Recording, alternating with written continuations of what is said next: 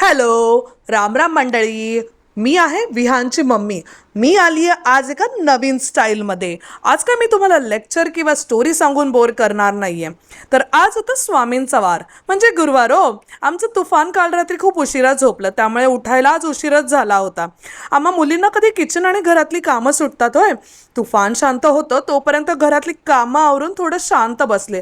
पण मी शांत बसलेले यांना थोडीच बघवतंय. यांनी लगेच त्यांचं एक काम दिलं करायला. काम आटपून घेतलं, जेवून घेतलं.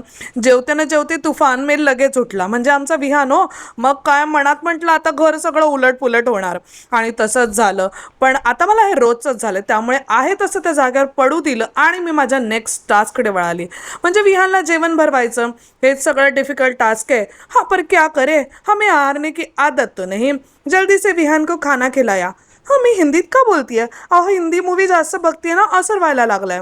विहानला थोडं खेळण्यामध्ये बिझी ठेवून मी थोडी साफसफाई करून घेतली आणि लगेच आमचे अहो आले. मग काय तुफान मी लगेच अहोंच्या मागे लागला. चला बाहेर फिरायला जाऊया. आवरून आम्ही गेलो स्वामींच्या मठात.